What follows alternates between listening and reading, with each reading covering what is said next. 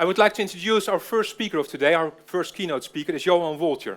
Johan, you can step forward, please. Johan is Professor of Urban Development at University of Spatial Science. There is also Dean at University of Groningen. He holds a wide range of international positions. And today he will be talking about making cases for the societal impact of research. Or simply put, how do we measure impact? Johan, the floor is yours. I hope my microphone will be... Well, wonderful to see you all here. And of course, this is immediately a switch to English for all of you. And if you don't mind, I'm going to put a few notes down on the table to the side of here. So to also help me out and not forget any of the key words. What I will do in my introduction speech here is to talk about... Oh no, there's a strange sound effect here, really.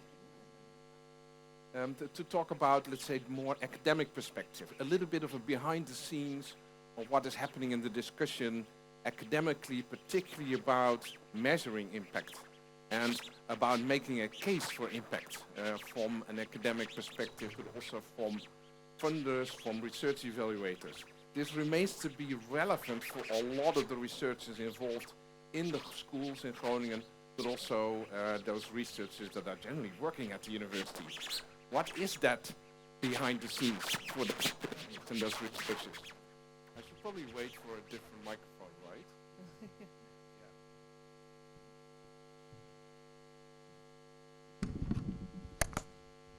Sure. Okay, I hope this is a little bit better. Yeah. Wow. Okay, so a little bit of an academic story. Of course, the academic background of discussing impact, particularly in the university context, often is a discussion on legitimacy, a discussion on why is this research important, what are the benefits, what are the contributions from research to society, why would we fund research, why is it important to set certain activities in motion. Well, we do that to make a difference, to get some kind of contribution and benefit to society. So it's about the legitimacy of research. And a lot of that discussion academically is about trying to argue that legitimacy and making a case, or making cases to explain the impacts of the research in terms of the benefits of research. Let me see, I probably have to switch to, so, of course, in over the recent years, there's been quite a variety of discussions on research impact, also from the councils and assessment organizations, science foundations worldwide.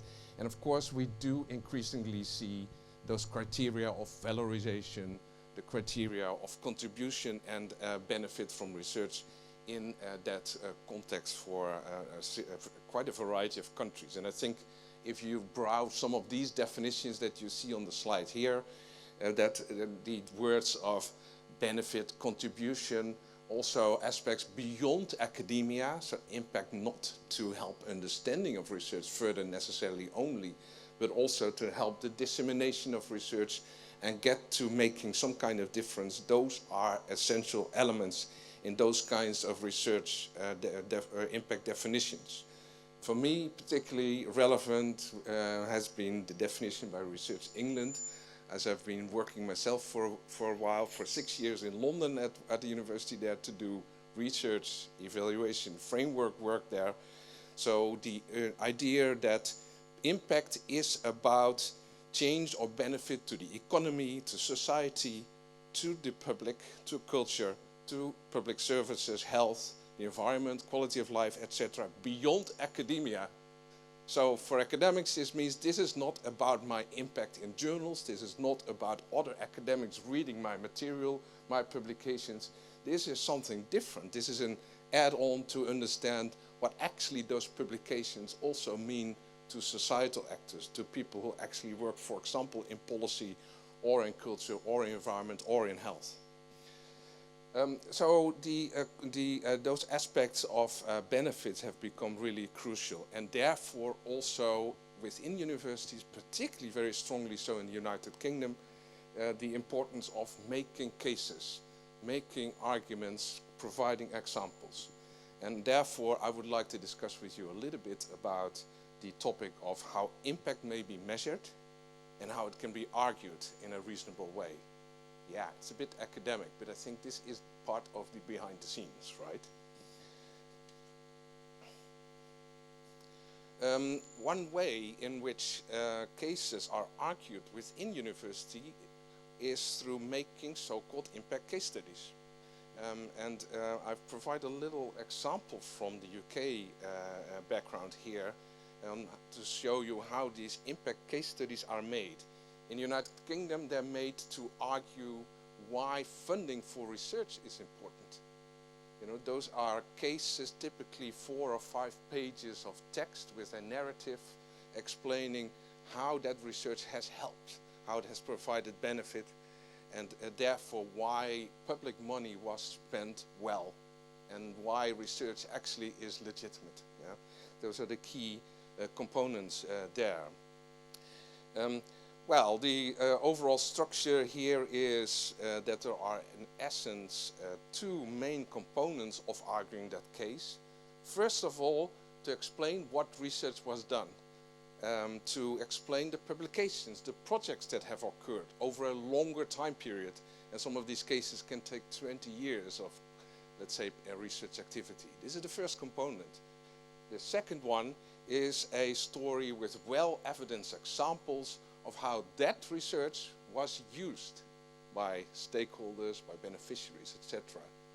The argument, therefore, is always not only the impact, how researchers may have had influence or may have been visible.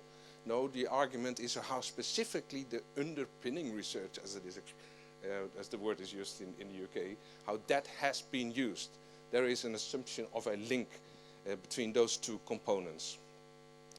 Well, a little bit of an overview here. This is not the complete one. I see here a bit of characteristics, the main institution, the title of the case study, details of staff, period in which the impact occurred. I hope the rest of the aspects, yeah, there they are, the rest. So those cases typically include these kinds of discussions, and these are the kinds of documents submitted to funders and research evaluators. How has the research, if you would summarize it, enabled policymakers? How have policies changed? How have research outputs, projects helped investment decisions, public policy? How have they offered tools for societal improvement? That is an important part of such a case study. Then the underpinning research, usually chronological description of projects and activities, research teams and what they have done, and particularly also the outputs that they have produced with references to that research. Then followed by a few pages of details of impact. So how have those researches, the types of research been used, and with references to a series of evidence sources. And this is quite a fun part usually of these impact case studies. It's sources that help to understand and make legitimate the impact, and it is very often testimonies of public officials or testimonies of companies, testimonies of communities, interest groups to say, yes, I have used that research and it has made a difference for us. Of course, there's media covers, reviews, often also evidence around strategic reports published by companies, by large government organizations, by a variety of social actors to say, and through their documents, that they have used that research in a certain way and therefore changed and got benefit.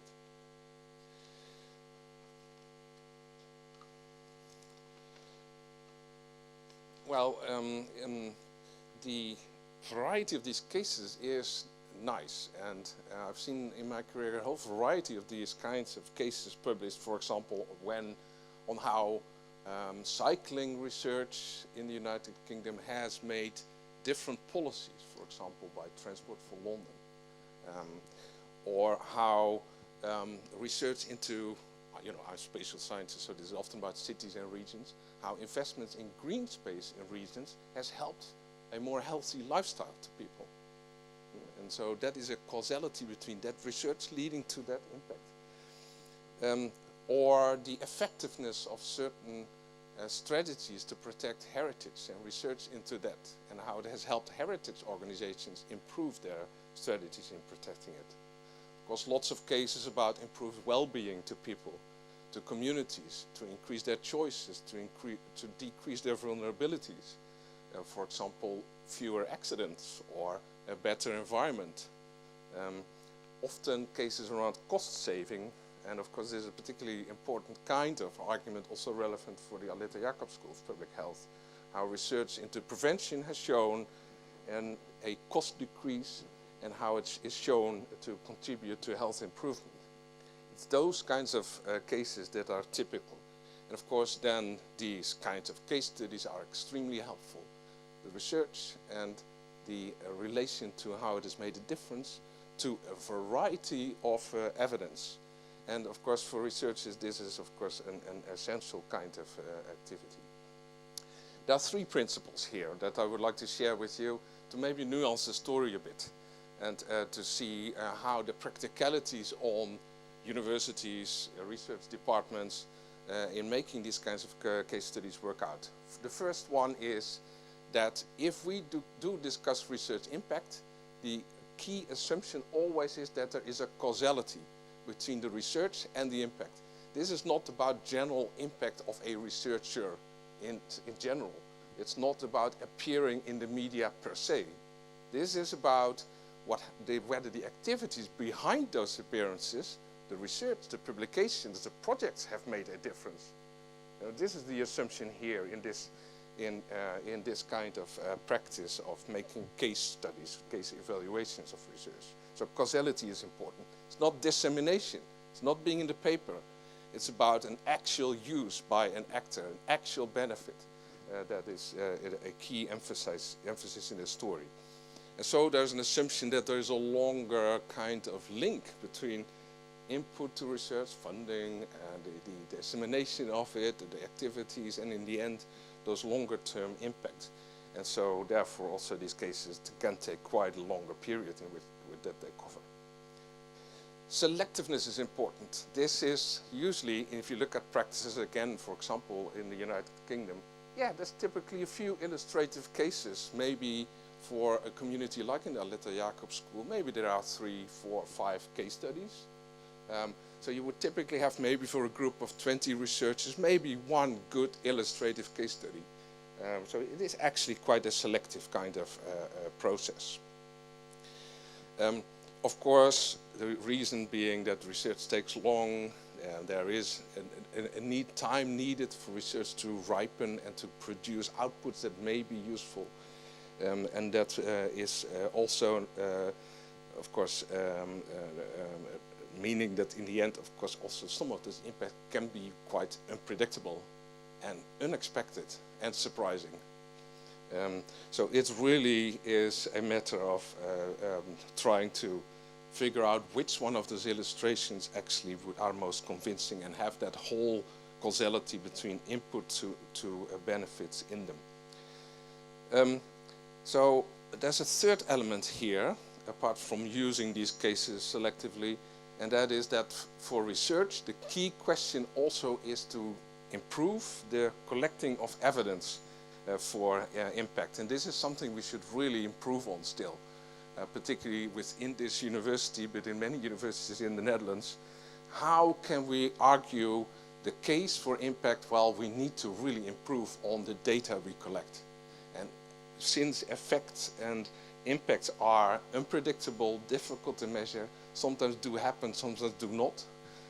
It is quite a broad activity of reviewing documents, asking policy organizations, interacting with them, reading business reports, media databases.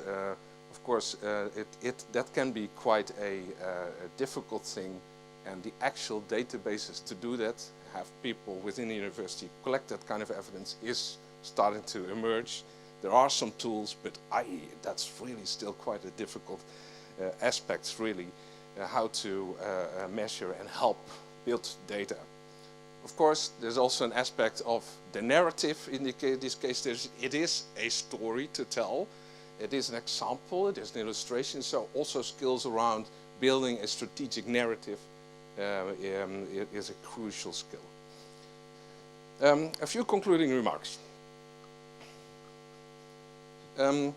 First of all, this was a bit of an academic story. A bit of a general kind of line of reasoning that seemed to be common within research communities and among research evaluators and assessors.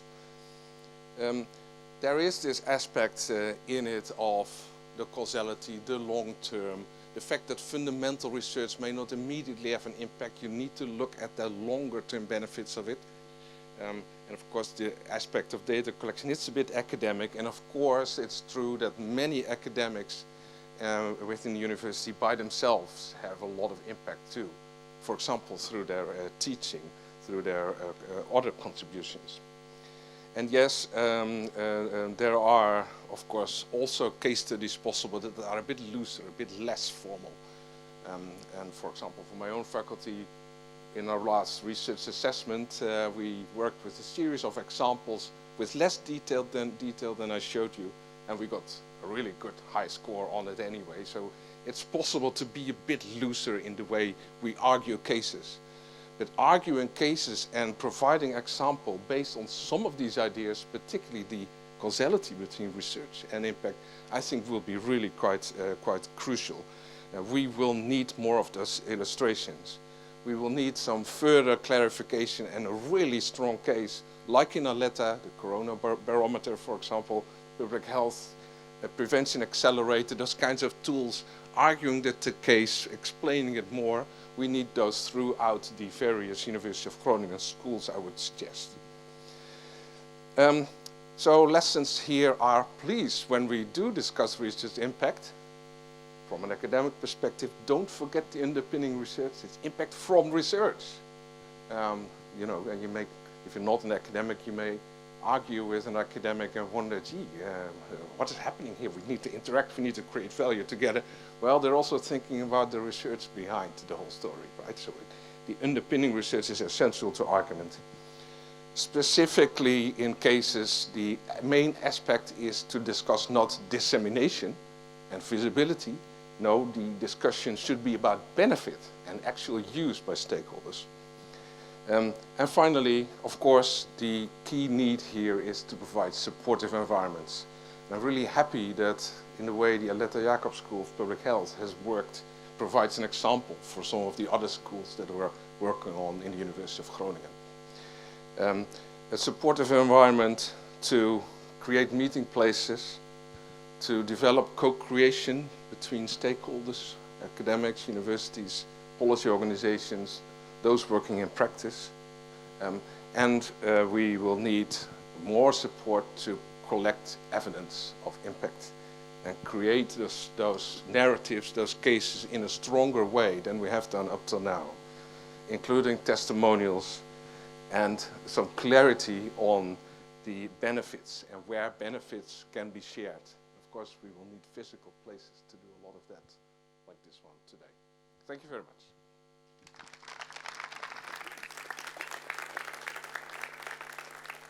Nemen we mee hoor.